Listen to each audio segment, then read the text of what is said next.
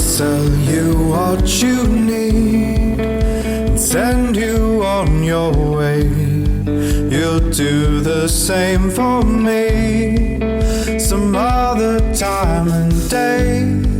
You can't believe your eyes, but that's a kind of grace.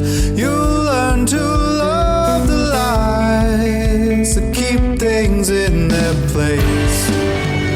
I wasn't even ready. Okay, well, I got it. Well, 5 minutes. I mean, now we're over. Now, also, if you need more booze, of course, you tell me what bottle to get you. Well, see, I didn't see the whistle pig hiding behind the cheap stuff. I'm over here. There's top shelf, there's a back shelf. Right. My brother stole that from his old job. Stole it? Stole it. And he was like a bar bag. Oh, okay. He didn't steal it. The guys were like, That's just. You said he stole it twice. It's a bar but now bag. That's a tip. But I did steal it. All right. So now I'm ready. And go.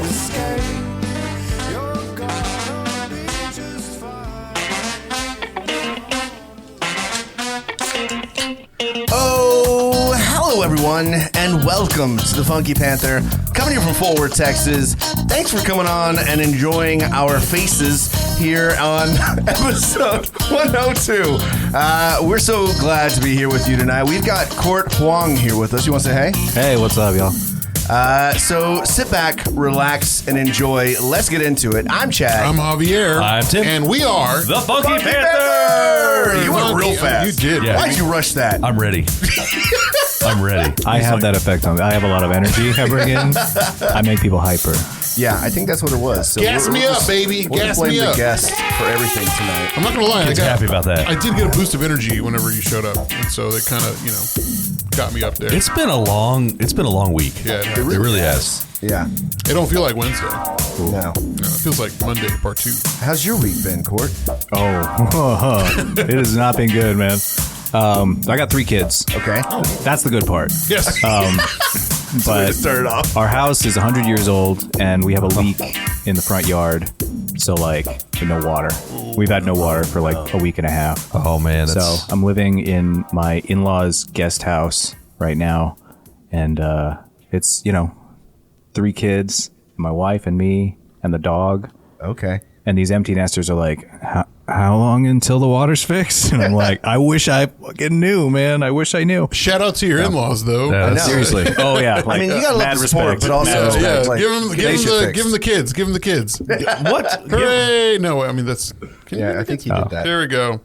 Yeah, man. Yeah, I shall get my kids on there. So that's exactly as excited as they sound when they're cheering. So are they having to try to find the? They found it. Oh yeah. Now, it's like $8,000 to fix it. And they're like, we can come out in a couple of weeks. And I'm like, Did you have a guy "Y'all, go I out don't there know if with you understand how the, this works. I don't have any water." It's like, was it with the dowsing rods or whatever? He's out there with those copper things. do you know what it was? No, I wish. That would have been a lot cheaper, I think. But he came out with, they listen. So what he does is he puts air in the pipes, and then he listens for the air to hiss out somewhere. But he's got this super sensitive microphone. He sticks by the ground, which to me is about the equivalent of the divining rod. So I'm over here are you sure that's, he put the flag in. I was like, you sure? And he's like, that's as loud as it got. And I was like, it's not inspiring confidence. So, Why don't we start doing that? Doing what? We get really sensitive microphones, and we'll go out there and find water leaks. We'll just find them. We're not going to fix them. Right. just leave We'll just be like, yes, this is where it's at. We did it. Pay me- $1,000. Pay me money now. Yeah, that sounds like a pretty good gig, actually. So Well, that's what they did. Yeah, they found it, and then I had to pay them to find it. They were like, if you want it fixed, that's a different conversation. I was like, all right, crap. cool. I do in fact want it fixed. Yeah. Yeah. I need back in my house. So yeah, that's been my week. Okay. about Well, you? sorry to hear that, but at least it's on its way to get fixed, right? I'm and not- you aren't homeless. Exactly. That's, So. it could be so much worse. Right. Could be a little better, but it could be a lot worse. So Hence the Elijah Craig. Right. Yeah. 100%. cheers. Cheers to that. Cheers. I'll drink to that. All right, Javier, what have you been up to this past week, man? Let's see. We went and went to the Shins show last night. Oh, yeah. And I've been a fan since Garden State. I don't know how once you watch Garden State, you're kind of a fan of any soundtrack Zach Braff puts out for a movie, and it was really great. my girlfriend was really into them, and she loves them to death. And it was the 20th anniversary of their first album, and so we went for that. And a great band that opened for them, Joseph. Their name is Joseph. Oh yeah. And Okay. it's like it's a three ladies, 3-piece person band. Yeah, a three-piece. Women is also a word. Yes, 3 women, Three women. 3-woman band, and man, they sound amazing. And I had a real what's that one other 3-woman band? Haim, Dixie Hikes. Chicks. Haim? There's a few of them. Oh yeah, you're right. There are, aren't there? The chicks Destiny's that- Child. There's that new supergroup, the High Women. There it is. I'm sorry, That's they're what not it is. Dixie Brandy Chicks Carlisle. anymore. They Yeah. are Yeah. just the Chicks, I think. Chicks, yeah. No Dixie. They dropped the No, Dixie. oh, yeah. yeah. Those are the Like Dixie. Lady A and all Yeah. that. Oh, Lady A. Don't get me started on that. I'm saying, you know. But yeah, it was a great time. I really suggest everybody go see the Shins. What's the best part of the show? Just the music. And I was headbanging. That's saying something, honestly. The best part of the show is the music. You were just headbanging? I was headbanging, and then I was like, Did they do the what is it like carrying is whatever? "Carrying is it creepy?" Yeah, yeah, they did. Yeah, man, they can't do a show without doing that song. No, I mean, and Tammy got a shirt that said "Carrying is creepy." Was she into it? Because I know she was not super into the album that they were going to perform. the entire... Her favorite album is I think the third and second album in that order. But a couple songs from the first, but they played her favorite song at the end. Okay. And so I'm glad they did that. And we Redemption. We didn't get that for Lupe Fiasco. He didn't play Go Baby, and that was my favorite song of his. Was it at Jexa or where was it was at the Factory. Oh, the Factory. Bomb Okay. Factory. Oh yeah. Factory Bomb Factory. That's a pretty good great venue. Yeah. It's a pretty cool. I'm like, how Just can we- another name that had to drop one of its pieces. You know Yes. what I mean? Just the Bomb, Factory. what? Oh no, just the Factory. And now we're on a list. Yep. Right. I think we're already on the list. Oh yeah. After last night, Chad and I are definitely on a list. Oh, for sure. Oh, God. You want to talk about that? Go. What did you do this last week? Court's like, hold on. What? I might have to go. Y'all didn't tell me about this. If y'all say the words registry, I got to bounce. Yeah, we were. So we got an invite. Not really an invite. We got told by the host of Fort Worth Famous, Susie.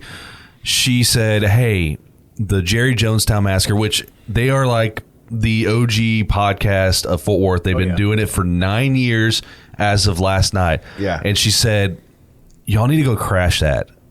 And we're like, all right. So she tells Dustin that there's going to be people crashing. And he's like, well, I need to know so I can have some microphones. And she's like, it could be 2 people. It could be 4. It could be 6. She just left it like very out there. So we got there right just like maybe a minute before. And we were hoping just to walk in and surprise them. Actually, Dustin comes out and fake racks a shotgun and says, get off my lawn, Yeah. He's coming out, but it was so much fun. We got to finally sit down, and as we walk in the door, Andrew from Fort Worth Roots is there. Yeah, Andrew was there. He didn't tell us. Yeah. We didn't tell him. We tell had him, no yeah. idea. And I feel bad because I feel like we crashed his show because he was just as excited to be on the Jerry right. Jonestown Massacre Right. show. So he was invited. Yeah, he was invited. He was supposed to be there. And then we We- just crashed that shit. We You definitely tell were. he was like upset, but then excited. It's like- damn it. But cool though, it's y'all. He's like excited, and the I was going to say TFTI, the Jerry Jones boys were like seeing y'all. They're like, oh my! It was so much fun though. Yeah. I mean, we were all feeding, and you would think that 6 people on 6 different microphones with 6 different cameras is too much. It's a little much. I mean, it was a little much, but it worked. Really, I don't think the conversation was that bad. There wasn't a whole lot of talking over. We tried to We're all be professionals. mindful. We've been doing it. We've been doing this for a little while now, 100 plus episodes now. So, Long enough to know that we, on the first 5 to 10 episodes, don't talk over each other. You know what I mean? and it's funny. So they're telling us about their first few episodes, and it's literally exactly what we did. They recorded several times in one night. They were drunk. Yeah, Same story. exact same story. I feel like we're just them. We're just but- leeching off their but 7 years behind. Yeah, yeah, story. Yeah. How many podcasts have you been on, Court? Maybe a dozen or so. Damn. Oh, that's fine. I mean, most of them are like very, low key kind of. This is probably the most advanced production setup that I've done. Come on! No, I mean just- like multiple people. It's 'cause he has That's to like list it's not is just what it one is. I person. mean, nobody has a power morpher with a Doge on it. Yeah. That's some Like, fancy stuff. Do I need to hold that up to the camera? It makes noises and everything. Get a close up of this, Mark. The problem is now people see it, they're going to come steal it. Probably. Yeah. Yeah. I would not blame them. So before that, we did the Here Fort Worth mixer, Right. which was awesome. We finally got to check out Union Station, which is Patrick's shop, Junior's, right? yeah. Downtown Fort Worth. Man, and he does so, some cool stuff. Yeah, right. Yeah. He does. He's man, got some cool shoes. I see in his there. shoes. I'm like, oh my god. I get upset because they'll put the pre-sale out, but I didn't know I can just go to the store and pick up a pair. Yeah, they've got like Yeah. a decent amount. It looks like now, and he's got like the weed ones, the high tops. Yeah. Those look really, really cool. And then he had like the pastel Yeah, colored ones. that's what that I were wanted really to cool get. too. Yeah. Like Sydney and then from some Visit red Fort- ones. Yeah. I want the high tops. Yeah, of course, you're a high top boy. Yeah, I'm a high top Top boy. boy. But then he had his own shorts and shirts and skateboards. Like just the vibe in the shop was really, really neat.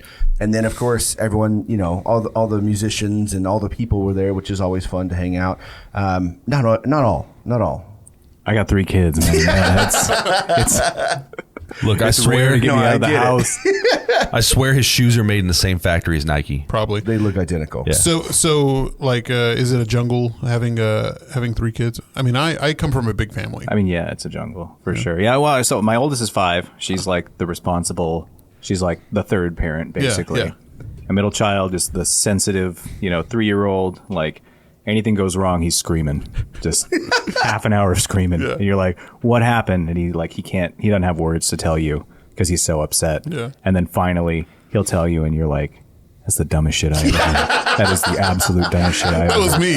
Right? Yeah. No, I knew immediately I when was thinking, he was talking I'm about this crying kid. I made myself cry, and then I got a 4-month-old, and he's the easiest by far, but also the most hands on because he can't do anything. Well, congratulations. on Well, that, just man. give him 4 give months? the 4-month one time because as a youngest child, we tend to be the ones that really push the parents' buttons. So Appreciate that. Thanks. Just giving you a heads up. Something to look forward to. Yeah, absolutely. It's crazy because I have 7 brothers and sisters, and from my youngest sister who just turned 16, there's a 20-year gap with us, so it's kind of wild. Yeah. And she just, oh fuck, it was her quinceanera this past weekend. You Whoops. missed that completely. I completely forgot. You were drunk. Whoopsie. I wasn't because it was hot and I was sweaty in my underoos, and it was I sweat all the okay. way out. Don't. Yeah, that's fine. Thank you. I heard though that after 4 kids, it's basically like it's the same old. It is. Anything more than 4, it's basically the same. Yeah, it is. Well, because it's me and my older brother that were a part of my parents. My parents are split up, and they each had 3 other kids. But thankfully, they all get along together. So they're it's a good little meshing family. Yeah. So. What's Mexicans. What's that movie where it's Blended? blended? Yeah. Yeah, with Adam Sandler. Yeah. The Brady Bunch, right? That too. Yeah, I watched a lot of that when I was growing up. You lived it.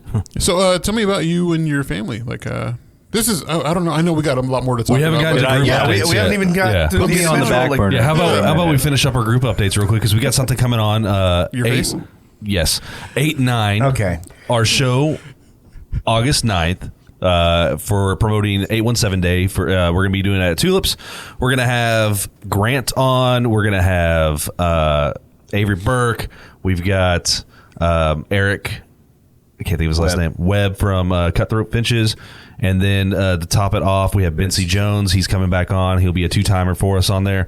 Bency's got a plan, and we're not going to tell you. Okay, you're good. just gonna He's go gonna with murder it. me on stage. Yes, he is. But it's doors open at 7:00, and the show goes live at 8. You can also catch it on YouTube. But it's honestly going to be better if you just come out to Tulips, party with us. We're going to actually have merch. We'll have our hats there. You can physically come and pick some up from us. So it's going to be a good time. Awesome. Huzzah! I think I covered everything. Yeah, for the thing next week. Yeah. So all right, that's it, right? That's a group update. Are you sure? You got any news, Tim? I do have some news. I'm not used to going with news right after this because we usually have some sports stuff, but sports ain't sports right now. So Training camp's going on, so that's all that matters. And the World Cup's not until All right. November. So. I'm going to apologize for what you're about to hear. And now it's time for news. Oh, you don't do it, With you Tim. son of a bitch. Take it away, Tim. Take it away, Tim. Thank you. I actually appreciate that. It was getting a little shrill for a while. Yeah, I had to bring it back down. All right, so we all know Tim Love, restaurateur here in Fort Worth. I'm aware. He's got a new restaurant. He's your brother, right? Brother Tim's? Yes, Tim's. All Tim's are related. If you didn't know that, I did know that, actually, yeah. he's got a new restaurant that he's opening up. I don't really care about the restaurant aspect itself, but what I do care about is the fact that he's got a rule. You got a cell phone, fuck you, get out. I don't know Okay, if that's well, the rule. all right. Hold on. That sounds No pretty cell, intense. no Very cell. aggressive. I don't think that's the rule. All right, you're probably right, but no cell phones allowed in the new Fort Worth restaurant. So he's opened up this restaurant, and it's kind of a neat idea because you should be, I guess, in the moment, present, communicating, yeah. present right there. So I think that's the vibe he's going for. I've heard of some restaurants doing that where like their cups, literally you have to put your phone underneath the cup, or if you have the phone out, it's going to dump the cup over because it's cut away at the bottom. So various things like that. It's going to be in the historic Fort Worth Stockyards. I'm going to butcher this, Katarina's. It's bringing back the old days in a unique way, but they're banning cell phones. So if you go in there, you pull out your cell phone, they're going to kick you out, I think. Interesting. I think that's what's going to happen. Well, you also have to wear a coat. Yeah, yeah. it's going to have a full dress code, Okay, yeah. so we're going like old school fancy. Yeah, which is one of the At only... Stockyards. Oh, yeah. So jeans and a coat. Texas tuxedo, right? Probably. That's what we I call would it. assume so. Cowboy hat too. Cowboy hat, yeah. Of course. Yeah. Top hat if you want. Hold on. No? How many restaurants has Tim Love opened in the past 2 years? I mean, we got I feel Gemelli. like it's every Right. couple of months he's opening something different. Gemelli, Attico, Yeah. and then this one. And the Mexican one in the Stockyards too. Taco Bell. Hey, Court, what's your I believe it's bueno. No, what is it? What is it? I don't know. Oh, Is it Dos Palomas or something? Paloma Suerte. That's the one. Okay, Oh, before yeah. you start asking him questions, we still have a little bit more. Hold on, wait. What's your favorite Tim Love restaurant? Oh, shit. This is not a part of the questions we're going to ask you later, but I'm just asking. You know. Can I Google real quick? Because I've probably been to one and I don't know. Hold up. When did he open Woodshed? Oh, that was 10 years That was ago. 10 years was a ago. while Because back. Lonesome I'm gonna Dove start was naming them first. off, and then Lonesome Dove is in the Stockyards as well, which that's one of those you got good steaks, but So very Tico, fancy, right? Lonesome Dove. So let's just talk Stockyards. Yeah. Because he's got those two, and then Paloma Suerte. He had Love and Shack. Katarina's, Love Shack. I think there's another one, right? Lord. And then he's got the new venue. Oh, yeah, that's Tannehill. there. Tannehill. So that's Yeah. 6. And then he's got Gemelli, and then... Is that it? Good Lord. Yeah, I think that's it. a lot. You know what I mean? That is a lot. That's a lot. Okay, so the ones I've been to, which is not too many, probably Attico. I haven't been there yet. How was it? That's a rooftop legit? one, right? That's Yeah, it's like tapas. Yeah. It was good. It is a nice patio. Yeah. I mean, I'm all, it's atmosphere for me. Any chance no kids, it's going to be a good time. It's like you gotta splurge, right? Whenever you Yeah. No, our usual date spot is it's Ellerby, which is like my favorite spot. Oh, yeah. Oh, that's fancy. I got to wait till a holiday so I get a gift card. And then nice. there we go. That's smart. That place is Yeah, expensive. the gift card covers the wine. Holy yeah. Yeah. Oh my god. So just to finish off our news, Whoops. I know. talking to me. You start getting into the worst. But I want to go into this real quick. Of course, it's going to be in Florida. Florida is allowing veterans without degrees to teach, and I don't foresee anything wrong going with that. Do you? Where at? Florida. Oh, okay. So I've got this little TikTok that came up, and I'm just going to play it for you. So Florida man. this is his response to teaching, by the way. What's up, little bastards? My name is Blake. I'm here to teach you about school shit, I guess. If I'm being honest, just here for a paycheck, so just don't be a shitbag. It's like my only rule. Smoke them if you got them. Probably don't, because you're all like 5, but whatever. Dip, you can do that. I'll be doing it. Food, I don't give a shit. Snack when you want. Speaking of food, what time's chow? When does that... Anybody? No one knows? Alright, I'll get with the principal, I guess. Fuck it. So what do y'all learn here? Do y'all know anything? No, you're just a bunch of mouth breathers, aren't you? You're just looking at me. You're drooling. Fucking weirdo. Get your finger out of your nose, you fucking thing. Here's something we can't teach. Anybody here want to learn how to clear rooms? So I mean, that's how I foresee that going very well. I mean, it's typical Florida. But yeah, that's it. Are they running out of teachers? Is that the deal? There's a crisis everywhere, yeah, right? Yeah. Yeah. Arizona did the same thing. I think they got you can teach without a degree if you're in school to get your master's in education or something like that. Yeah. But Like student teachers. Yeah, Fort Worth But is. real They teachers. went from like they said it's an emergency to now a catastrophe is what they're calling it. You know, I remember being in high school and they had student teachers that were going to school to get their degree, but still like trying to get credit. And I was like, man, that teacher's hot. Yeah, I wonder remember. how old she is. I also remember Chippy Reeby's brother. don't look at me when you say that. Shit. I'm not going to give you the nod. No, that's not happening, man. What was it? Obviously, for validation. Come on, Obviously, you man. know you saw it.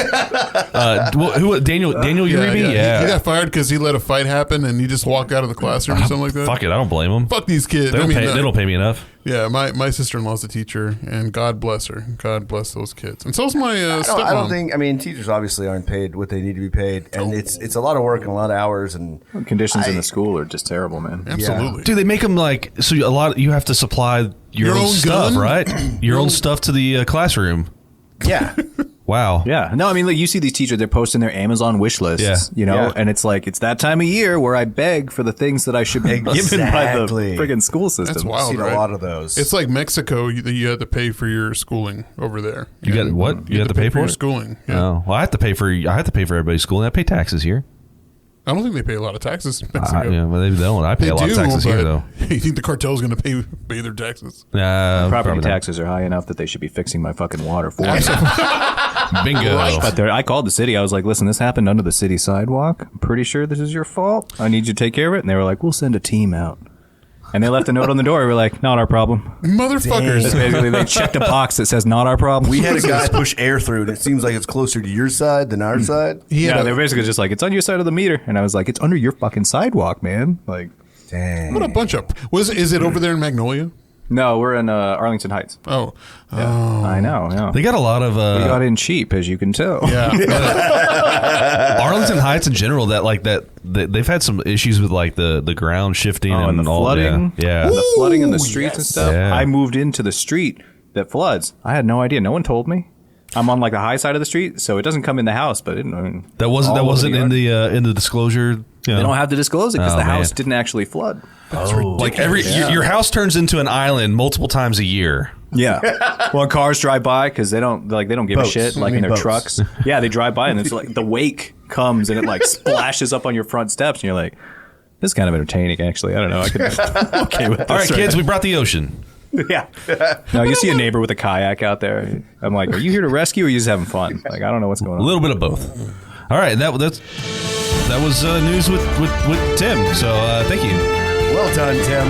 Way to wrangle in them cats. If I can put something in the suggestion box, I think you should do the weird voice again. Okay. I Right, appreciate right now. Wait, hang on. You ready? What you're gonna do? And that was Things news. we do for our And- illustrious guests here on the Funky Panther. and I'm not that's there yet. Let me get there. and Damn. that was news. You're gonna say that, okay? You ready? I'm going to say the initial one. And now it's time for news with Tim. Don't say a fucking thing, Tim. We're done. Okay, so yeah, you should do a Dungeons and Dragons podcast. Yeah. That's what I'm that the hearing. voice? It's a wizard or some Yeah, shit. yeah. He is going for that wizard voice, and I've told them like we need to stop that voice. And every time I say that, we actually get flooded. Yeah. No joke. We get tons of like messages like, "Don't do it." Bring the fucking voice back. Oh, really? Yeah. Yeah. know? We just got to give the people what they want. I don't know. I think It's a that skill, It's really man. it's It's a painful. skill. You know what I mean? Yeah. Is it? We all suffer for our art. Absolutely. Well, And that's Chad's heart. being a wizard. More like fart. All right, so yours are your jokes. Javier, They're so you want good. to go ahead and say your thing? You already know what it is, ladies and gentlemen. Funky Town. Nothing but illustrious guests here in the Funky Panther, #1 podcast here in Fort Worth. You already know what it is. Our guest today, the one, the only, Court Hoang. Kurt. Fuck, Kurt. I get it all Run the time. back. It's good, man. Court. How you doing, bud? Hoang. Thanks for give me the kids. Give me the kids. Give me the kids. You didn't do anything to deserve them. Is this for court? Is this for any- court? This is not for you. Explosion Okay, sound that's for you. effects. Any dance hall horns? Meow, meow, meow, meow, meow. I don't have You those. already know what it is, baby. Court Hoang here today with us here at the Funky Panther. How are you doing today, Court? I'm good, man. I'm good. Awesome, man. I love your voice. Thank you. Yeah. It's a really good fucking voice. Thank you. I get that a lot. We're gonna deep dive. Would you into say your- that's why he's a singer? Yes, That's why he's a singer, but he should be an animated voiceover. Because the man's got a good voice. Yeah, he does. heard It's that. an amazing voice. All right, let's just shut up. So something we like to do every time we have a guest on the show, Illustrious guest. a little something we call the Funky Five, where we ask you 5 semi-rapid fire questions. Illustrious. Something it's all about you, right? So it should be pretty easy. We're not asking you like math questions or anything nutty. You know I used what to mean? teach math. So Okay, well, I guess we Really? should have asked math questions then. Fuck me, right? All right, let's get into it. Question number 1. What is your favorite Fort Worth restaurant? Ellery. Ellerby. Yeah, I mean, you Ellery Fine you Foods. said that one, yeah. If I could afford it, I'd go there Absolutely. more than once a year. All right, what's your meal? You have like a meal? I think I have like a seasonal menu, but the thing that I have loved the most was a tea brined pheasant. It was like unreal. I like pheasants. Unbelievable, yeah. Nice. Peasants, I mean. I like peasants. I like eating you know, Back Pheasants. to Dungeons and Dragons, I think. I don't know. Can I have some more mead? No. All right, favorite Fort Worth drinking spot? The Funky Panther Studio. Yeah, I mean, honestly. I drink a lot. because it's free. I mostly drink at home. Yeah, but let's see. My wife and I, we used to like to go to the Usual a lot. What's the one downtown that's like it's like a library? It's Thompson's, Thompson's. Yeah. That one's pretty dope. I think they're redoing That's it. cool. I like anything classy because I Yeah. like to pretend that I'm classy. Right. And I like to go in and have like all the older white people just We're kind of going look to at me Ellerby like, and Thompson's because what are you it's doing been here, once a young year. man? You know, kind of a, I like to get that look from people. So the kitchen is in the back. Yeah, exactly. Oh, My wow. God. I Yeah, get no, that a lot. I get that too. Yeah. Actually, I've actually gotten that at a bar once, and they're like, "All right, get me 2 drinks and a shot." Oh, yeah. And this is with You one ever of wear the, a red shirt in Target? Yes, Yeah. or a blue shirt at Best Buy. Right. Oh man, they get at you. Yeah. You should just do that now. Anyone with a beard's got to be a tech guy. Right? Yeah, you're a nerd. Yeah, help me out. How do I connect this here doohickey to the Dondelinger? All right, question number 3. What is your favorite local musician? You can pick a top few or Ooh, yeah. Okay. say So, yourself. I mean, strictly based, so combination of music, performance, and like persona, I guess, would probably be Avery Burke. Yeah. Like, no joke. Just She is coming up. I watch her and I'm just like, Yeah. you are just everything. It's She's just incredible. essence is energy. Yeah. Yeah, absolutely. Have you, and then like, have you had a conversation with her? no, I've never met. I met her once at like an Amplify 817 thing, and I was like too shy to like talk to anyone. I was just like, I'm just gonna be here and like meet some people. And it didn't really pan out that way. I met a lot of librarians. I didn't meet like any musicians. The librarians are super chatty though. Yeah. That was great, But yeah, so I met Avery like right at the end, and she was just like super sweet. She was like, "You should just take some like stickers and stuff." And I was like, "I guess, yeah, I got kids. I'll take stickers for my kids or something." I don't know. Like, what do I say to you? You But didn't yeah, get any to your kids, though, did you? You kept all the stickers. I kept and the Fort Worth pencils course, and the of library course. pencils and everything. Yeah, I'm all about merch. Shout out to Amplify 817. by the Yeah, way. yeah. Absolutely. Huge fan. Yeah, but no, she's just one of those people that like you look at and you're like, you already are exuding that sort of rock star, pop star persona to the point where like it's just a matter of time before you get the recognition for it. Yeah, She's right. already doing it, and it's just incredible to watch like how she continues to grow and get more and more respect and more encouragement and more support from the community while she does it. It's just amazing to see. Yeah. And again, she's just very kind. Yeah. Like, Oh, yeah. you meet her once and that's it. And Yeah. then she'll come up to you and give you a big hug. You've made a friend for life. You have, absolutely. When you're there, you're family. All right, so No, moving that's on. 2 weeks in a row we've had Avery Yeah. talked about on I the know. show. Yeah. I mean, Smooth she Vega, really is- like a Keep an eye out. I'm telling you. man. Absolutely. Yeah, you're right. Her show presence is crazy. Like we got to see her at South by, and it was just crazy. And the You mentioned skills, man. She's got the crowd skills. surfed. Crowd surfed, yeah. Man, A skill's got to be a given, right? But when you've Yeah. got the skills and the stage presence and that persona, it's just like I said, it's just a matter of time. the trifecta. Now, do you listen to podcasts other than like? I mean, I know you've checked us out. I listen to one podcast. Okay. It's called Kid Short Stories. And I listen to it all the fucking time. So that's your favorite podcast, is what you're telling us. It's 1 out of 1. It's a podcast he listens to. I always research podcasts when I go on for interviews, so I'll Yeah. listen to back episodes and things like that. And most of them I'm kind of like, meh. this is fine. This will be okay. Listening to y'all talk is like much more interesting because you've got 3 people. You're all very engaging personalities. You have very distinct voices, which helps because I'm never like, which one is that? Are they talking to is he talking to himself? Because I do that sometimes. You know? Yeah. So yeah. Yeah. So we've known each other for like Chad and I have known each other for like 30 years, and Javier came in a little bit later, so about 20. Came in your face. Yeah. Yeah. So Nope. is any there's a I'm dynamic. immediate disgust. Did you see? Like I knew that was I knew that was about to happen. Mm-hmm. So I stared at Court's face, like, what is he gonna do? And his face just was like, why? Yes. What is wrong with you? There's a lot of times that Just people disgust. we all ask why. That was the fastest. So now the last question. I'm gonna paint a picture for you. Okay. Okay. So imagine life without kids. Whenever you had no children, and this was before streaming services. So you sat down and you're like, I'm gonna flip through the channels, see what's on. What is the one movie that it doesn't matter where it's at, any time in the movie, you're gonna sit down and you're like, yep, this is what I'm doing. What movie is that? It's going to be a Keanu movie. So probably either Speed or Matrix, the first Matrix. Oh man, I thought you were gonna say Bill and Ted's, and I was like, yes. I mean, absolutely. But that one never came on TV. I know. What was the one where he shoots in the air? That one's on the TV a lot. Point Break. Yeah, that one was. Point Break. Oh, was a okay. good one. He has a really good catalog of movies. He does. You know. He's just a good guy. His I don't know- early- I don't his- know anything about him, but He is. Have you ever seen him take pictures? Like especially with women, he doesn't touch them. So he doesn't want to like. What? No, there's a This is how you identify him as a good No, no, man. no, so he there's- doesn't even touch the women. there's a reason behind it though. So like you'll see him, and now if you look, he's got his hands back like this doing the hover hands. And he does the hover hands. like I did in middle school. right. because he doesn't want to be like he doesn't ever want to have that like accusation happen. He Well, no, doesn't, that makes you know, sense. That's just like being using that smart. position of He's being power. smart, but he also he like takes public transportation and does normal dude stuff and just goes about his life without being that like big headed. I feel like, yeah, he didn't let celebrity like Right. change who he is. He's you know? he's still Well said, Court.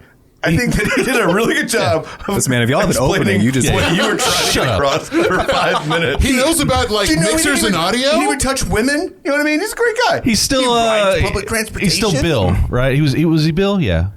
Bill, yeah. Ted was the blonde. yeah. He's still Bill. He stayed Bill the entire time. John Wick is just Bill grown up. Okay. All right, I'm done. Okay. Thank God. Jesus. Hey, but you did it. You got through the Funky Five. Hey, well done, sir. I'll drink to that. Sure. So let's get to know you a little bit. Tell us, where are you from? So I was born in Memphis, Tennessee. Okay. Raised mostly in Dallas, and then I went to school in Southern California, and then I went and lived in Vietnam for a year, and then I came back to Texas. I moved to Austin, and that's where I started doing music professionally. Did that until I met my wife, and then she and I moved up to North Texas again back in like 2013. I had to get like a regular day job. Yeah. That was not my fave. Not lit, as the kids say. Yeah. And then started Your 5-year-old? started trying to get what's up. Is that from your 5-year-old? Or? Yeah, no, she's about as she's hip to the lingo, I'm sure. But let's see, I started doing music again in like 2016. Put a band together in 2018, and then I've just been kind of playing here and there when I can, in between babies for the most part. So after we're done having kids now, so my wife was like, "Okay, now you can go start playing more the shows and music start thing." doing tours and stuff again." And I was like, "That's great, cool." So I don't miss being a working musician. I'm happy to have a day job because that means I get to do things I actually want to do with music. I'm not trying to like play all of the cover gigs that are 4 hours in the 100-degree heat for, $150 or It's whatever. a business too, right? Like you got to It is. do your marketing, your social media, and then you also got to make the music. You got to and do that gotta anyway. The music, You know what I mean? Like know. you got to do that just to get anyone to see what you do now on Right. social media. Because like if you're not, then social media is just like, you don't exist. Yeah. You're not a person unless you give us $50, and then we'll show your shit to people. That's so true. You 'cause, can't like, even take a couple appreciate of weeks that. off and you're just gone. You disappear. Yeah. Out of the algorithm. No, yeah, I released this album. I went on tour. I came back and I was like, I'm going to take a little break. I came back and I was like, no one's here anymore. It's not good. I honey, no one's listening. That you answered my next question was, are you a Fort Worth native? But so you're not a Fort Worth native, but you said you spent time in Vietnam. So how long were you there? Yeah, so I was there for a year. This was sort of a post college. I always assumed I was going to go to grad school and be like a math teacher, math professor, something like that. When I left college, so I was like, this is kind of last chance I'll have to do any sort of like abroad living. My father's Vietnamese, so I'd like to get in touch with that side of my culture and history and everything. So I took like a teaching fellowship over there, and I was teaching English, and I was learning Vietnamese. I didn't know any Vietnamese when I came. I was in this rural village, and I sort of accidentally became like a pop star. It was the weirdest thing. Wait, what? So, You say accidentally became a pop Did they star? make you join a boy band? Basically, yeah. Nice. So there's a term called hot boy that they use, and basically what it means is, that you're metrosexual. That's not a term that we use anymore. I don't know if it's politically correct or not, but that's basically, they were just like, you're going to wear pastel button downs and leave like 3 buttons open. You're going to have like the thinnest, shortest 1 millimeter beard. And then like the, short hair, like gelled and slicked up, like basically like boy band style. Yeah. But in 2011, that's just metrosexual. It's like there's no boy bands anymore. So, but of course, everyone in Vietnam, they love all the K-pop and the J-pop and all of these, So they, my students were like, okay, we want you to learn some Vietnamese songs, like some folk songs, something like that. And I was like, that'd be really cool. I'd love to learn Vietnamese music. I ended up recording an album of these sort of folk songs and pop songs in Vietnamese. And there was, they call it a camping festival. It's like a school festival for this school. And they had one, and they said, you need to perform on the stage and, play guitar and sing. And I was like, okay, I'll do that. And then they said, hey, do you want to do it again? And I was like, yeah, okay. What I didn't realize is that this next one was not just for the school, but for like the district. So instead of like 500 people, it was like 6,000 people that were here at this thing. That's a show. So they put me on the stage, and they're like, okay, you're going to play like Dance Monkey Dance. And I was like, this feels weird, but it's fine. It's fun. And then, some people saw me there, and they said, oh, we want you to do this other event like in Hanoi, like in the city. Again, for like these like kind of college aged students. And I'm 23 at the time. So I'm like, it was kind of like what you were saying with like, your students are very close in age. Some of them are older. And I was like, this feels very inappropriate. But they had me come out and do this thing in 4 quarters in the round, like in a coliseum, basically, and I'm in this, I'm at the bottom of this, like a coliseum, and there's like rows and rows and rows of like students from all over the provinces and the neighboring provinces. And it was like on TV and shit like that. And they were like, yeah, you're going to like play and you're going to sing. And I was like, okay, that's fine. You're getting paid. And they were like, right? Like for all none of this was paid. Oh, okay. But at the end of it, they were like, okay, basically we're going to sign you a record deal. So we're going to record you to do all this stuff. And, we'll put it out and we'll just see what happens. And I was like, I'm not going to live here. And they were like, well, you can decide, like when you get to the end of this year of teaching, you can decide whether, and if I had stayed, like they would have just put me in the business. And I ultimately decided I was going to come back just, for my immediate family and things like that. But that was kind of what inspired me. I was just like, okay, maybe I need to be doing music.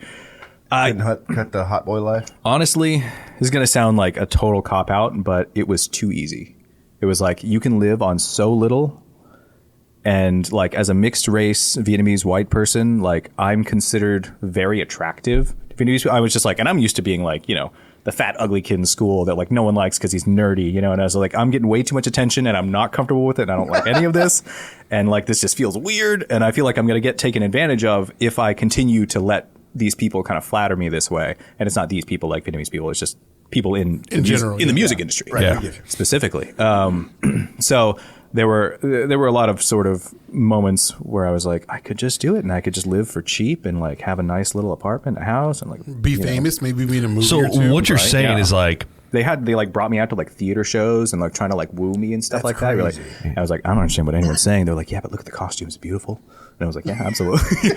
So Lord, what you're saying is we could have seen, like, had you stayed, and this year we probably would have had a reality TV show that come out. I'd be a Vietnamese from export. Vietnam, yeah. I'd be an export, No, I don't know what would have happened, but Is there any videos or trailers made back in the day of you? Like, I feel like that would be something I'd like to see. I would love to see that. Now I want to Yeah. just So- deep dive. Yeah. I would be willing to bet that you could find at least some videos of me performing on the internet. But Did you have a hot boy name, or was it just Court? It was just Court Hoang. Yeah. Nice. Because like Court was like unique because it's not Vietnamese. So they're Right. like Court, but Hoang is a very common Vietnamese name. And they're like, oh, okay. So it's bit of like he's everything. he's exotic. Very strange. Yeah, it was really, it was really It'd be weird. funny if like you're at a Coliseum and they're like, "Hey, also the president is here, the president of Vietnam." So, No, yeah, and I'm sure there were like public figures that were there, and they were just like, you Heads need of to meet state. these people, and I was like, that's cool. Well, I did it through the Department of State with the U.S. It was a Fulbright that I did, and so like I had to go like do the training at the embassy and everything like that. Yeah. So I met the American ambassador to Vietnam, and he's just like big old fat white guy from Wisconsin. Like, looked like he'd never taken a day off of cheese in his life, kind of thing. Beer and cheese, baby. Beer and cheese. And It's like, he- would you like some cheese curds? it's about as friendly as they get. He was like, man, I got to tell you, life is good here. And I was like, I believe it. I do believe it, so. So do you like the Packers? Yeah, no, it was like very like the heavy Midwestern accent. And I was Wow. just like, this can't be real life. This is That's wild to hear that. Like you could have been seriously like what's his name? What's that guy that did Gangnam Style? like Psy, yeah. Psy. You could have been like you were saying an export and just Yeah. reverted it into like Dude had one song. He had one song. That's all you need, man. Does Vietnam have We like? still talk about him. Here we are. 10, Do they have 15 V-pop? years later.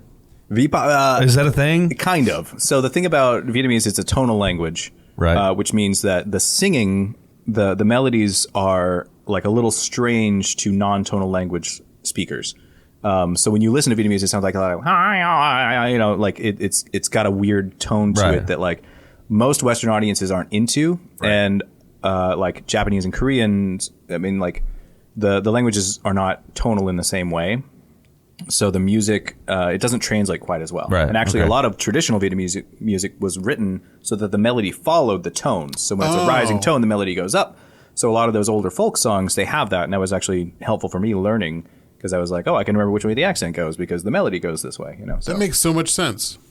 Did you you were there for a year. You were of age and you had this life where you're like out partying and having like that club life. You're like, yeah, I'm a superstar. I'm this guy. I mean, keep in mind, I lived in a village, Okay. but yes. Basically. I went to the So, bar. Or you'd go to the bar like in the town, next to the village. The village Right. is sort of bordering the town because I lived. My little apartment was like surrounded on three sides by like flower fields, like farmers. So I would walk to the market at 5 a.m. and I would get my food for the day because I didn't have a fridge. So you get your food for the day, you cook it, you eat it, or you throw it away because you don't have a fridge. And there's no hot water in the shower and all that kind of, all the classic things that you would sort of imagine. But there's a pool hall where you play, billiards. And I spent a lot of my free time there just because I didn't speak very much Vietnamese when I got there. And that's pretty much how I made most of my friends was like through coffee shops and through playing pool. And I ended up making friends with, some of the, like, I guess, higher ups in the village just because, they take interest. And I went over to this one guy. He owned a goat restaurant. Like they served goat. That was like what they served, and it was incredible. But he would always have these parties late at night, and they would shots of the rice wine and everything. And they'd come over, and someone would come over with a guitar and say, "Hey, play us a song," And they wanted like a Beatles song or like a Michael Jackson song or some like Irish boy band that I'd never heard of or something like that. And I was like, all right, I'll do But yeah, and then we go do karaoke, and they just bring cases of Heineken, just cases after cases, and you're just like, That sounds like the life. Yeah, it does. Was there anything like food wise that you missed or something that you're just like can't get when you're here or you've not been able to match since you've been over there? yeah, probably not things that are like appealing to Western audiences, but like honestly, the most like conflicted I've ever felt was eating cat because I was like, I love cats. I'm not really into eating pets, domesticated animals, except for, the ones traditionally raised in the U.S. But it was so fucking good. It was so, I took a bite and I was like in tears almost. I was like, I'm never going to eat this again. I know I'm never going to eat it again because I can't.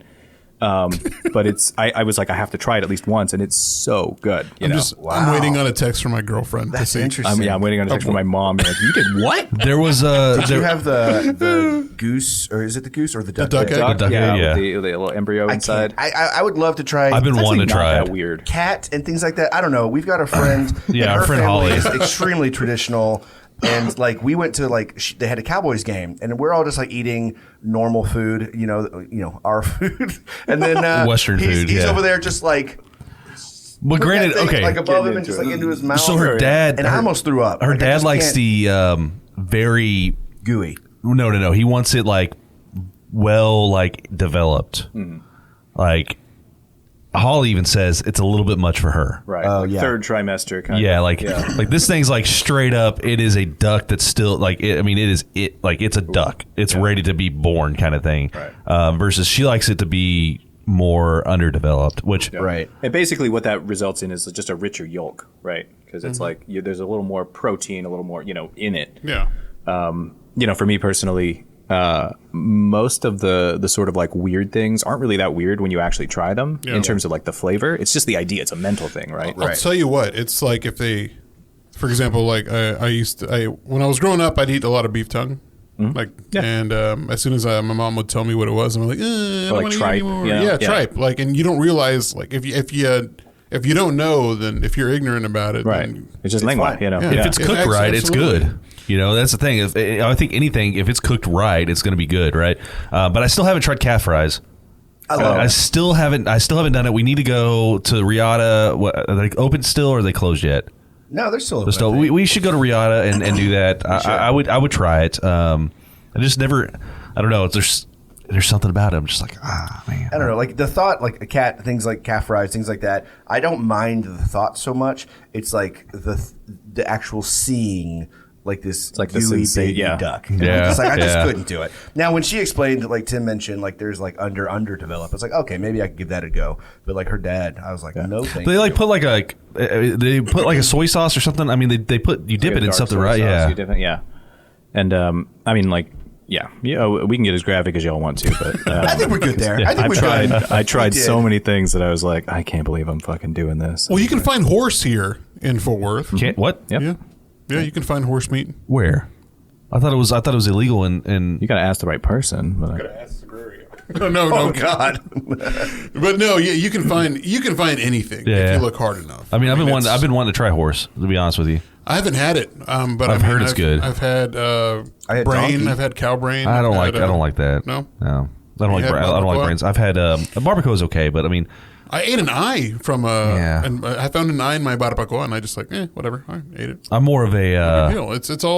It's everybody has their own Kidneys- type of food kidneys that are you're good. not used to, and that's Right. fine. Heart. I like But, heart. mean, like you eat the fish heads at like the Chinese restaurant. Yeah, they yeah. cook the whole fish, and my dad's like, the eye's the best part. I'm like, I've heard the cheek you is take really it. good It's too. Yeah. yours if you want it, man. You got it. It's all yours. So you're in Vietnam for a year, and you come back. Come back, move to Austin because at the time, the place to be for live music. Absolutely. I don't feel that way about it anymore, sadly. And that's why I'm here. That's why I'm glad to be in Fort Worth, because I feel like Fort Worth is, it's what Austin was at one point, and I feel like it's headed in a direction that is not going towards what Austin is now, and I'm very happy about that. And I also like being in a city that's large, but also accessible enough to like get involved in your community. Once I'm out of the newborn phase of life, so in terms of like political activism, in terms of, social change, things like that, but also in terms of just shaping culture and the way that we experience culture as a community. And one of the things that I love about, especially Amplify, is that they're so inclusive of all these different types of music and all these different types of people that make this music, and it's not specifically like, it's not red dirt, and it's not, just country, or it's not just rap, hip hop, it's not just EDM. It's like, it's a mix of all of it, Would you say our identity is ambiguous when it comes to stuff like that? I would say, I think there's an argument to be made that it's just undecided. But I also feel like the reality is that it was decided a long time ago, and now it's starting to change. Because I agree with it was Yeah. solidly, it was solidly one thing, Yeah. and now we're just seeing a little more diversity coming in because because it can live here and it can actually thrive here. And when you create an environment where where all these different types of cultures and all these different types of cultural representations can live together, that's when you start to see really amazing things happening. Like you've seen some of the collaborations with was the Clyburn doing stuff with was it Lou? Yeah, Lou and Avery. Yeah. And holy shit, man! Like you don't see that. No. Like you never see that.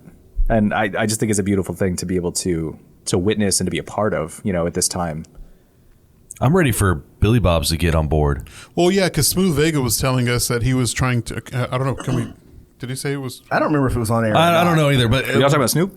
Yeah, it was on air. Yeah. Okay, so how he was talking about that and how they were like, well, But I think I think it's already time to be past that. It is. I mean, I get it. Like Billy Bob's has got a reputation and everything, but their reputation's not.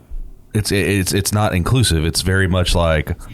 But this is what we do. If it's one Saturday night that it's not, Dwight Yoakam, that's okay. Yeah. It doesn't have to be 100%, but it doesn't have to be like 20% either. It could be like 90% what you're used to, and then 10% like throw some other stuff in there. Right. Because you're getting this whole other crowd, this whole other part of the business that you're just like completely losing because people, we don't go to the stockyards very often. No. If we do, it's definitely not Billy Bob's. I mean, here a lot lately we have been going to the stockyard. Well, we went to Billy Bob's for a wrestling. We went to go see Stone Cold Steve Austin, yeah. and we went to go see Abel from Squeezebox Bandits, and that was it. Yeah. Like that's what we went to go do. But like Abel fits that bill. That's the thing. Squeezebox like is that Tejano category. Yeah, it fits. Yeah. And Billy Bob's has had actually big Tejano bands come through, but they're just like it kind of cuts off at like. Well, they're not going to have any hip hop. That's just not going to happen. No, I think that is the and it's because you can dance similarly to Tejano than you can like your country music, and people are like, well, I can still dance to this. I'm fine. You know what I mean? Yeah. But yeah, I agree. So you are in Austin. You finally make it up to North Texas, and you've been in Fort Worth since you said 2016, 2013. 2013. Yep. Okay. So I mean, you've been here long enough. You obviously know the city. I get it. Yeah. I get it. I'm glad to be here too. Like I said, I've been to a lot of places, and I've done music in a lot of places, and I've worked in various industries, sort of adjacent to music, and The hardest thing about Fort Worth is that it is still very much like a handshake community. I got to go out and meet you, and I got 3 babies, So like I'm not going out and I'm not shaking too many hands right now. So a lot of the connections I make right now are online, and it's harder to do here because I don't think people gatekeep on purpose. But I think, if I can look you in the eye and I can shake your hand, then I'm more likely to trust you and I'm more likely to want to work with you. Mm-hmm. And that's just kind of how it is. It feels a little bit, like the old boys club still. Do you think that's a bad thing? I think it has advantages and disadvantages, Yeah. To me right now, it's a bad thing. Right. Yeah, no, I get that for sure. In general, I think it encourages people to get together. Yeah. And I think that's huge, and I think that's good. But I also think that that's not possible for everyone. Right. True. So technology being, a two-edged sword, if we can use it to bring more people together, then I think we should. And, it doesn't have to preclude us from bringing people together in person either. Which is also like shout out to Tom over at Here Fort Worth for the mixers that they've been putting together here in the past couple of months, because that's another reason to go to meet other artists and other people in the industry. Yeah. So it's a really good thing that they're doing. Compass Rose, whenever you put that album out, was it here or in Austin? That was recorded in Austin and released right around the time I was moving. I wasn't expecting to move. Wow. It was like a job offer came in, and I was like, I gotta fucking take this job. I don't want to take this job, but I gotta do it. And I was like, I had just gone full time with music in Austin. I was like, I'm doing it. I'm making it. I'm gonna be the next, whoever it was at the time. Who was it? Who did you want to be? What is his name? Was it B.O.B.? No. No, I know his. I remember his Shaky Graves. That's Yeah. All right. So sorry. So I had he had just started coming up in the scene, and I was watching him perform. He was doing the one-man band thing, and I was like, that's kind of what I do. I wasn't really working with a band at that time, but I was starting to get to a point where I was like, oh, maybe I could start bringing other musicians into here. I had studio musicians I worked with, and I played bass in a few bands and stuff like that. But I saw him, and I was just like, okay, yeah, no, this is doable. If you you can be weird here. You can do things that are not totally in the mainstream, of whatever genre it is you do. So that was very inspiring, and he's continued to amaze me with the things he puts out. You know, Everything. I'm just I'm seeing the work, and I'm just like, man, you don't give a fuck, do you, man? You just do what you want to do, and it's amazing. You know, it's so good to see that. He's a big fan of the show, so you're telling him directly, I'm sure. So. You know, Well, I mean, okay, so what genre would you classify your music though? my music, it's folk rock, pop kind of stuff. Okay. You know, it's indie rock when it's me and, you know, just the 3-piece band, you know, just the power trio kind of a thing. It's indie rock. And then if it's just me and a guitar, it's very folky, and it's very like singer-songwritery and kind of sad boy acoustic kind of stuff. And then, you know, when I'm able to put on bigger shows with more of the like orchestral elements, like the strings and the woodwinds and stuff like that, then it becomes sort of orc pop kind of, chamber pop kind of stuff. I don't know what they call it anymore. But like Rufus Wainwright is he's an idol of mine as well. And I'm like, my goal one day is to tour with an orchestra. Like I'll bring them all with me, like Amanda Palmer style, just like let them crash on people's sofas or whatever. And I love the idea of being able to do that with, you know, kind of more contemporary music. You know, that's kind of what I'm into. So listening to some of your catalog, I picked a song that I really, really enjoyed.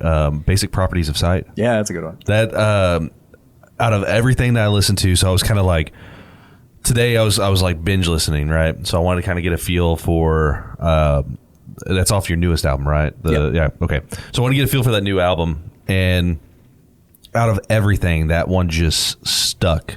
And I don't know what it is about it. It just touched me. It's really loud and angry. I think. Yeah, it don't look like that. It touched me in the feels. Okay. Yeah, that's beautiful, man. yeah, it was just one of those things that actually made it like I want the song. I want a song to make me feel something, and that made me feel something. And I don't know, like it was like a little bit of sadness, a little bit of like anger, but also just like it just sounded good. Thanks, man. Yeah, you know, like that song really turned a corner when we decided to add sort of like that chorus of voices there, or like the second half when they all just start going in together.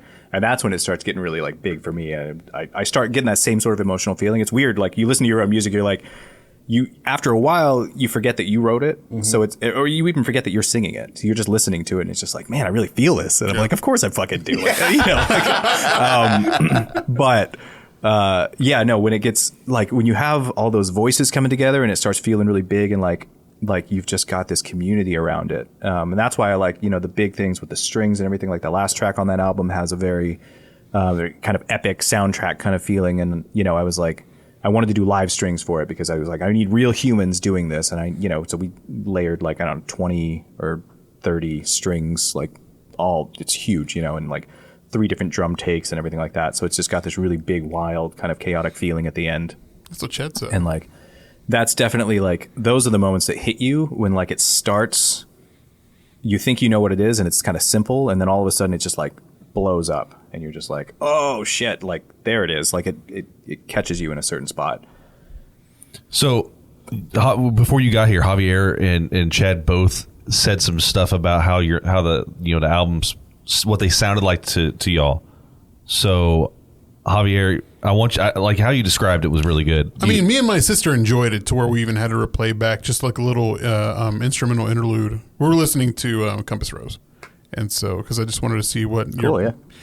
I fucking loved that album. Thanks, man. I was I got family in town, obviously, and so we just jammed to that and had to replay it, and I just loved it, man. It was so warm. But you said like specifically it reminded you of like something that you would hear on like a soundtrack, like that, like it's soundtrack worthy music. Oh yeah, I was talking about because I saw the Shins. Yeah. And I brought up Garden State, and I was like, man, you could just like you can put any one of these songs on that album, and it goes right with everything. I live for the drama. It's fucking awesome, man. Thanks, man. Or like Walter Mitty, like that would have been yeah. Some of yeah. your songs. It was like was it Jose Gonzalez on that one? Yeah. Oh man, great fucking good songs on that. Oh my god. So you brought up Rufus Wainwright. Do you have any other like favorite musicians or anything, any artists that inspired you? Yeah. Not necessarily your sound, but like got you into wanting to start playing. Oh yeah. I mean, back in the day, it was. I grew up with a Pearl Jam. You know, I mean, like love Nirvana, but Pearl Jam was like that was. I it heard for me, that. you know? I It's there. Yeah, it is. It's in there, yeah. And like I play acoustic, you know, like a solo acoustic thing, and people are like, I don't hear it. And I'm like, it's okay. Like when you hear the full production, it's there. That and Muse was another one, like early Muse, like you know, late '90s, early 2000s. That was a big one for me. I also grew up with Fish, though, so like a lot of the melodies I write and a lot of the like layering with like piano and stuff like that, it comes from just these jam bands, you know, that I used to love. And then you know all the like '90s R&B, hip hop, things like that. So I try and bring some of that in. It's not really present in my songwriting, but I try and bring it in the production side of things. So like, I was working with a beat maker. He's a drummer, but he also makes beats. His name's Brian. For one of these tracks on the album, the one that's kind of more electronic sounding, and he kind of put some together. And you know, I wanted it to have a lot of those kind of elements, but also still feel kind of folky at heart in a lot of ways. So yeah, but then kind of more recently, Andrew Bird is a big one for me. Elliott Smith was always one growing up. It was like, you know, I tell people like he saved my life, and like I mean it kind of literally, you know, kind of pulling you back from the edge there. And then, you know, a lot of British songwriters, like Richard Thompson. Ed Harcourt is another one that I listen to a lot. He's not very well known, but he's like, again, kind of one of those idols, but writes everything on the piano, so it's kind of a different tack on things. Yeah, I don't know. That's probably most of it. I don't know. I don't keep up with a lot of like contemporary music because it's a lot of Baby Shark at home. Yeah, you know? Yeah. What is your favorite song that you've written so far? Favorite song of mine? Yeah.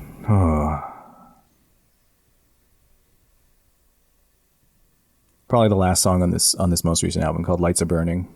Okay. And that one to me just like it really fully captures like the feeling that I live in every day, like in the society we're in. It's just sort of like, when is it all going to fall apart? And like, when are we going to really be forced to rebuild and start over? You know, Right. like at some point, shit's going to just go crazy and it's going to fall apart. We're going to burn it down. And then we get to figure out what to do next. And I'm sort of waiting for that because I'm like, I'm ready for what's next. I'm not necessarily excited about the whole burning things down, but I just feel like, you know, we're sort of in this holding pattern of like, things get a little better, things get a little worse, things get a little better, things get a little worse. And, you know, eventually everyone's just this tension building. I'm waiting for the release of that. I'm sorry. Here, I got to stop you. Is that a phone? I don't know what that is. Is there somebody in your house? Someone in your house. Is that your alarm? Sorry, guys. Sorry, live All right. guys. Hey, just don't watch where you step. Yeah. Just don't do what you did earlier. All right, so like moving back into, Am I going to die? yeah, you might. I don't know. I think we're okay. I mean, But Let me have another drink then. Real quick. moving back into like that song though, like was that one of those songs where after it was done, you're sitting there in the studio, you're playing it back, and you're just like that aha moment, like yeah, this is it. Yeah, that's one that, you know, like it's weird, you know, when these songs sort of, they give you the feels. But that's definitely one that I listen back to and I'm like, I can hear all the work we put into it, and I can hear that, at least from my perspective, we succeeded in what we were trying to do. You know, like I had a picture in my head, and the actual thing actually looks like the picture. Yeah. You know, there's no parts that I'm like, I could have redone that, you know, and that's never happened to me before.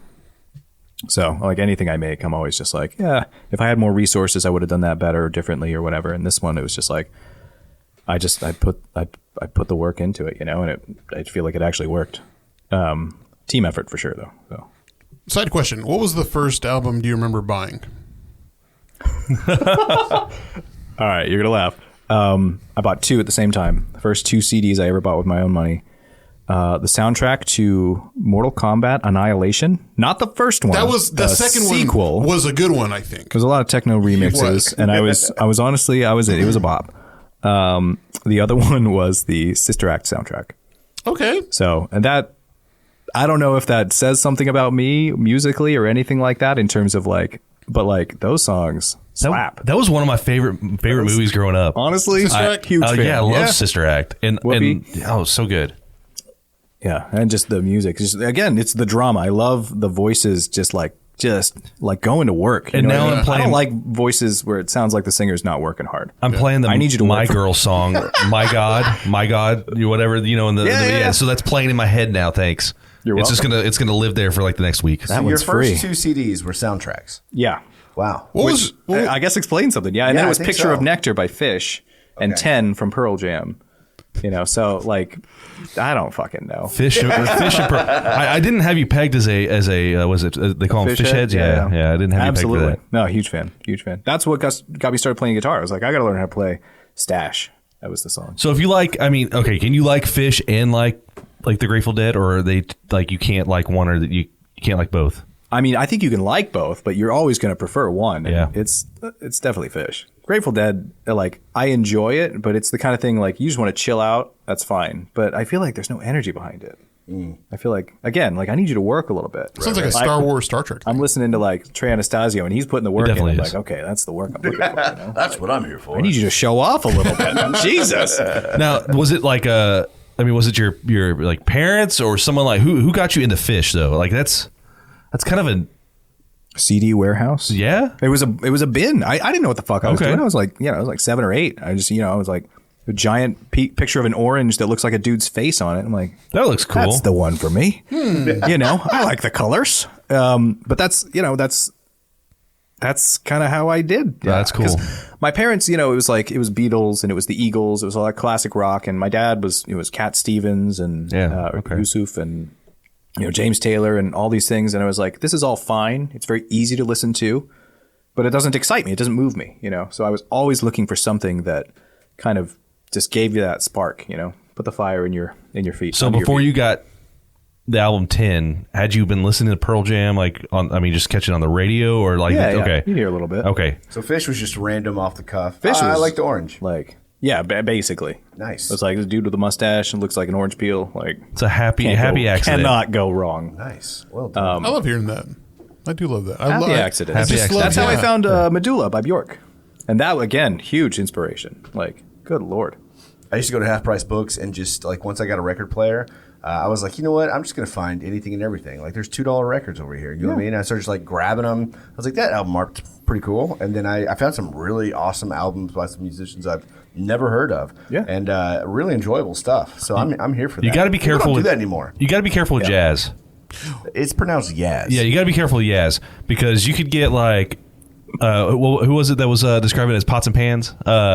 He's talking about John ILOs, Coltrane. yeah. Was he talking about John Coltrane? Well, or- he was just talking about like jazz in general. Like you can get like what, and I'm with him. I consider it good jazz, Right. And then you get like the weird Free jazz. pots and pans sounding, people banging on stuff, lots. cats screaming in the background. You're just Yeah. like, oh, this is a little much for me. If you watch Atlanta, it's like new jazz. New jazz. Nobody, New jazz? Nobody watch Atlanta? No. Anybody on the chat? No. What was your favorite song on that Mortal Kombat soundtrack? I have to ask. I want to.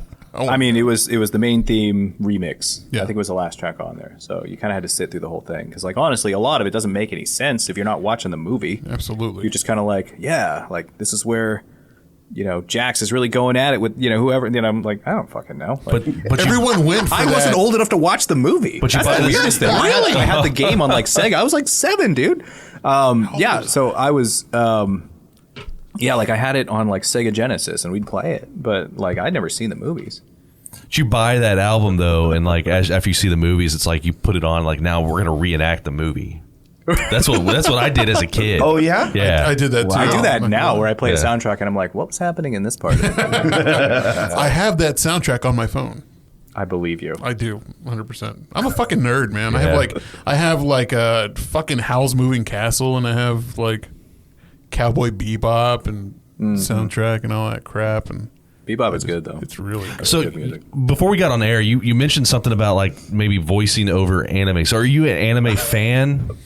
I'm like a shallow anime fan. Okay. So I love anime movies, but I cannot commit to watching like 25 seasons of Bleach or whatever. I can't do it. I could try, Yeah. but like my life doesn't allow for that. So like True. I'm a big like Satoshi Kon fan. Obviously like Miyazaki's great. And then it starts going down kind of a rabbit hole after a while. And I've seen some series like shorter, kind of like 1 or 2 season things. But like when it goes like the Dragon Ball Z territory, I'm like, if I open that door, then like I'm never coming out. No. I'll be up at like 4 a.m. holding Chad a and baby. I, we've gotten into Attack on Titan, Okay, and it's weird, and it gets weird, and it gets really weird. Yeah. But I'm not a big anime fan, but I have a friend of ours who started a podcast, Emo Otaku. Yeah. Anyways, they talk about anime and they talk about hardcore like music. So like the hardcore scene. So 2 vastly different things. But he's been pushing like, and after listening to his episodes, he's like pushing anime, and then finally I was just like, all right, fine. You know what they have in common? Those 2 genres: online gaming.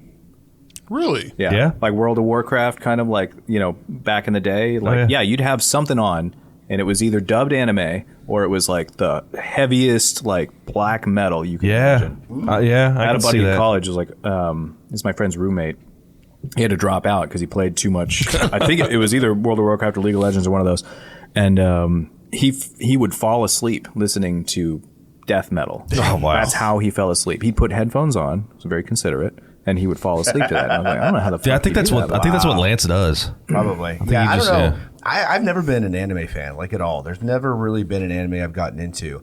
And then I was like, I was saying when Tim mentioned it, I was like, well, shit, if Tim's going to watch it, like everyone's talked, Jerby's talked about it when he was That's here a on the weird one to show. start with. I don't know. Right, it really is. The Is it? artwork is it's pretty hardcore. It's very got gruesome, too, Absolutely, you know? 100%. That's one of the things I like about it. It's like the And it's animation. a here for the violence. And it's a really cool, like something I didn't think that I would be into, like for a storyline. Yeah. Like, oh, there's giants and shit. It's like, oh, okay, no, I'm good. But then you get behind the backstory and stuff. You're like, holy shit, this is extremely intricate. Like Honestly, the world building is what what most people get into. Yeah. It's like the characters are always going to be like 1 or 2 dimensional at best. Right.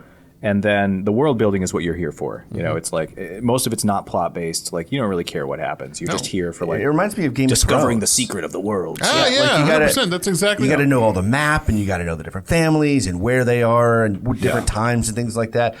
You're exactly right. And Like, the I good didn't ones, know that was a thing. The good ones make it accessible. Like you don't have to know all that shit to enjoy it, but if you do, it gets even better.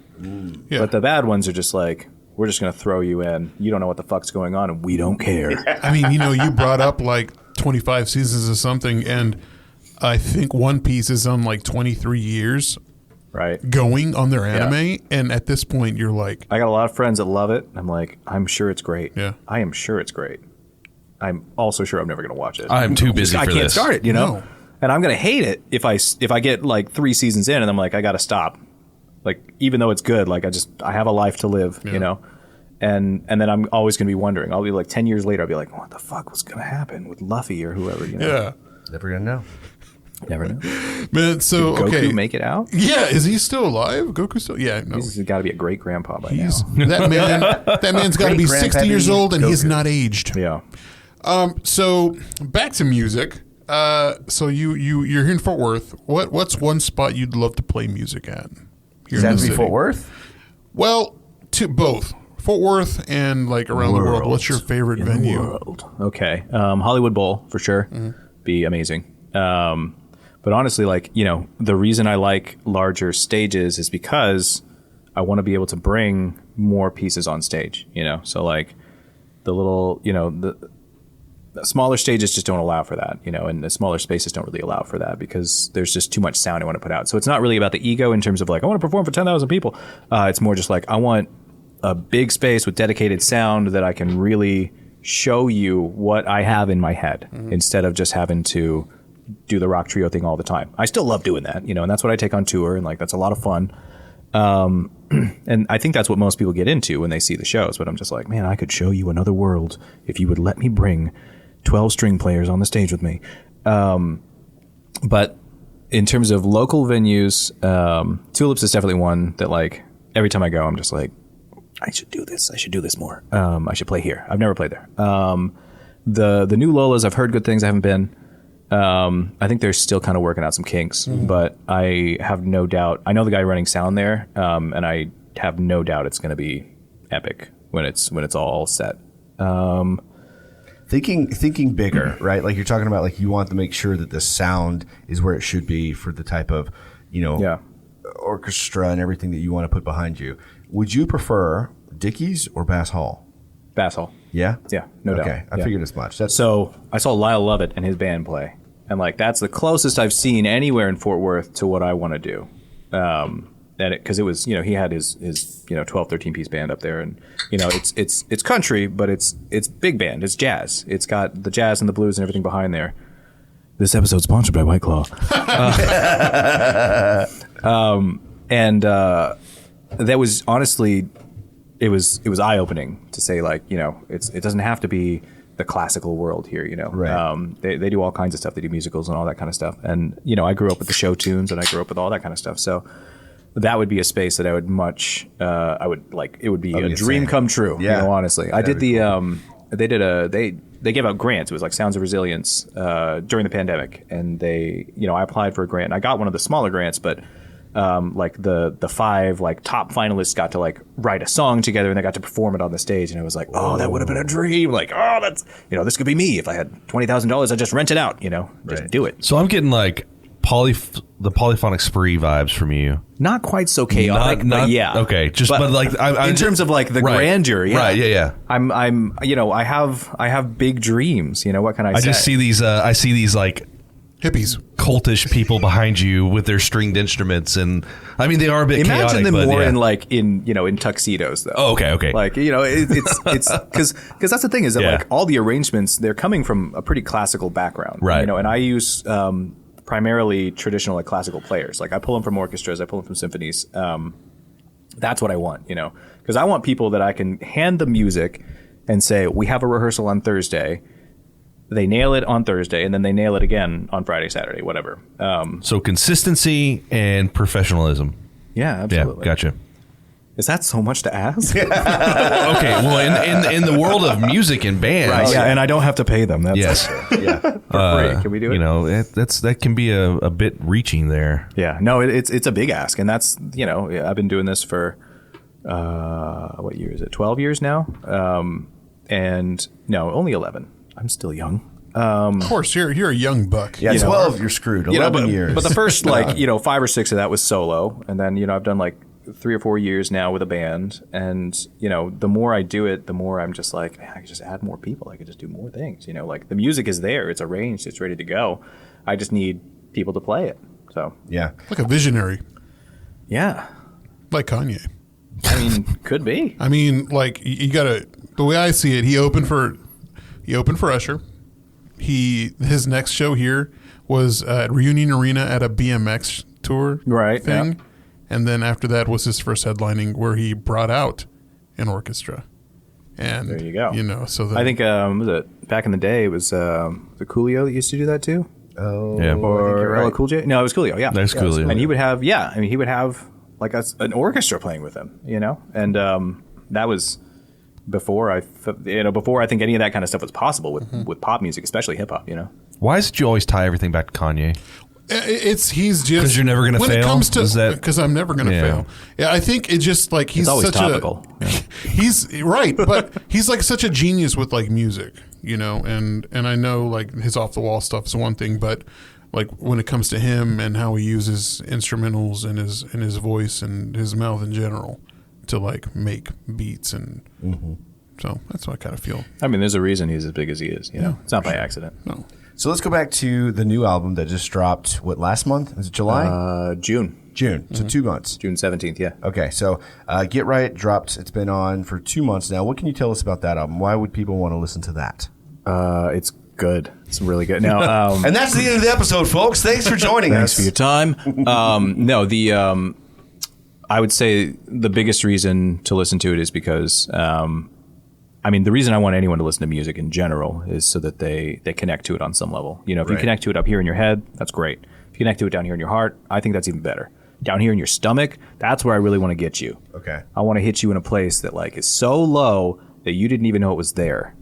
Do you get lower than the stomach? Or that's where you're going to stop? That's court order. I have to stop. Perfect. Okay. No, and this album I feel like accomplishes that in a variety of ways that I've never been able to do before. So, I would like to think, on an accessible level, it hits you kind of in the head and you can say, this is good music. I enjoy this. And you start listening to the words and you say, that's kind of interesting to think about. We're talking about, some personal issues, some kind of community issues, and then some sort of larger kind of global issues. I call it Get Right because it's sort of like I want us all to kind of get our shit together, or America just becomes a third world country. It's like Get Right or Get Left Behind is that's the title track, and that's kind of Get Right is short for that. So I think some songs kind of hit you on that head level, and then there's also kind of the more emotional side where it hits you kind of more in the heart, and it says these are things that like the last 2 years especially I feel like we've been dealing with but kind of avoiding in some ways. Like it's around us but we're kind of ignoring it right now and trying to draw attention back to that and say, you know what, like it's okay to be human, it's okay to have feelings, like let's get into the feelings. And then kind of on that gut level, just the really like just the raw kind of intensity, kind of like what you're saying in Basic Property is a site where you have to connect to it on that really visceral level. And I feel like this album accomplishes all of those things in different parts. The flow of it is I think wonderful. Like it's weird because like I try to talk about this in a way that's not egotistical, but I really just genuinely think it's so fucking good. Yeah. And it's good for me to be far enough along in my career that I don't worry about the kind of vanity side of it, because I didn't make this as a vanity project. I don't make music that way anymore. Like I used to make music that was all about me, and now I feel like I'm making it more about trying to help people, trying to change the world in any small way that I can. Yeah. So yeah, I mean, if you're into things that make you think and feel, then I think you'll like it. So that's your inspiration, really, to have people think and feel and have that kind of like current events and things that are going on, things that people can relate to. Yeah, I mean, like I say, I don't exaggerate when I say music saved my life, you know. And if anything I do helps you in any way, shape, or form in that regard, then I'm happy. I've done my job.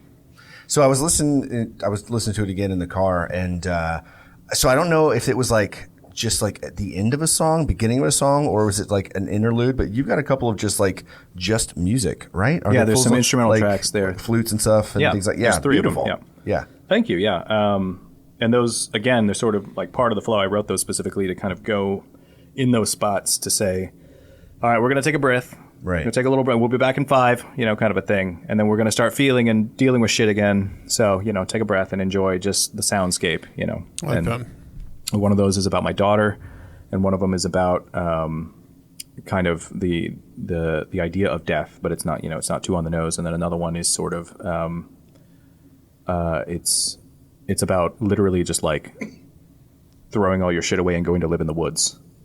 Like that's we all have that urge of just like get the fuck out of here, like just go live in the woods without words.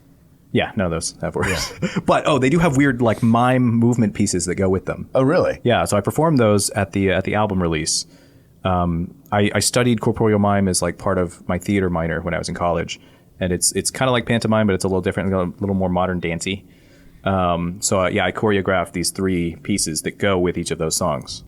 Interesting. That's pretty neat. So if I can find a good videographer that wants to work with me, No, we just want you to do it right now. All right, man. We're on video. You asked for it. So now, after hearing how you describe all that, here's what I want. I want a showcase. These with are my demands. I want a showcase with Bring you, the shackles. and I want to see Joseph Neville play on the same stage, not at the same time, but both of those. So Joseph, I don't know if you've listened to his stuff. Oh yeah. His songs are meant to make you feel something and make you feel a certain way, right? Your songs are meant to make you feel a certain way. I want y'all both to play them, and I want to watch. I want to watch Teresa just bawl the entire time because that's what would happen. I think I would too. I think we all. I almost did seeing Joseph Neville at Tulips, right? Oh, it's beautiful. And then I saw you before. I mean, I didn't even know your music at all. I was just going to get frozen coffee at what is the place? Nickel with the City? Boys? No. Twilight. Oh, Thank you. yeah. Is that where you saw me? That's Yes. great. Oh, I love that place. And so I was there just to kind of hang out and have a couple of drinks and enjoy myself. And then y'all were performing, and you were just amazing. Like you just had, I mean, it was chill, but like I did feel something, and your voice is very distinct. And it was like the music was just, I don't know. I don't know how to explain it. It was just very, very enjoyable. I will say I have not seen you live since, but I would love to. Like I would love to see you live again. Yeah. Although Joseph Neville and him sharing a stage might be a little bit too much feeling. That's what I'm saying. I'm might going to be. cry. There's no such thing. Yeah, cry. Fucking cry. Are you Yeah, just kidding do me? it. It's healthy. It's good for you. That's the fucking point. You Yeah. know? Right. Like, I don't know. Like, I'm on a podcast with a bunch of guys. Here we are. But we're talking like, about crying. It's, Let's it's cry, okay to have boys. emotions. You know Oh, what I we- mean? And we've- I'm here for it. We're here. We're all absolutely Oh, yeah. pro Yeah. mental health, pro. Dude, We had a whole episode that we got into like the mental health aspect, and we actually never released it because it was like It was a little Too much. this Yeah. is A little much. this is too But dark. it was also good Yeah. to talk me. about it. No, I think we're good. No, pass. So back to shows. Do you have any upcoming shows? Well, okay. So bad news. Over this tour, my drummer told me he had to quit. Oh. He's leaving town, and yeah. So I'm working on bringing a new drummer in. So currently, don't have any shows lined up until Okay. I kind of get him settled. Let us know though. Absolutely, We'd yeah. love to make it out, and then also shout it out on social and see who we can kind of come out with us. Because I would Absolutely. love to see a you couple perform of again. drummers. It's a good time, yeah. Yeah, but it is a multi-listen album, so you get new things once you keep listening over and over. So give that a listen on all streaming platforms. I listen to it on He's just Apple, like, It's on everything except Amazon. Amazon. Okay. There's an Amazon. Yeah. Yeah, Amazon's gonna be Amazon music? Prime streaming. I'm on the fuck Amazon platform. Sorry. nice. Yeah, sorry. So where can people find you on social media? At Court Hoang, I'm the only one that exists. COURTHOANG. That's my handle on everything. So TikTok, Twitter, Instagram, TikTok. Facebook. Yeah, it's a lot of parenting shit on there, but it's still fun. The parenting algorithms. Well, man, we've enjoyed hanging out with you. Thanks for coming on, man. It's been great. Absolutely, man. Huge pleasure. Have you enjoyed yourself? Has this been okay? Yeah. Are you kidding okay me? with this? Have you seen the whiskey bottles? This is a good time. Hey, look, we give people drinks and they tend to stars, like it. 5 So, stars. They yeah. seem to think we're okay after a few Yeah. whiskeys. Hey, thanks everybody for watching us on YouTube. If you're doing so, if you haven't already done so, please make sure you subscribe, leave us a comment. We'd love to hear from you. You can also follow us on all the social medias at The Funky Panther. You can give us a call. Text us 817-677-0408. We'd love to hear from you. All of this stuff is at thefunkypanther.com. Stay good, everybody. I'm Chad. I was going to say Tim Javier, I'm Tim. and we are the Funky Panther. Panther. Ah. Stay cool, y'all.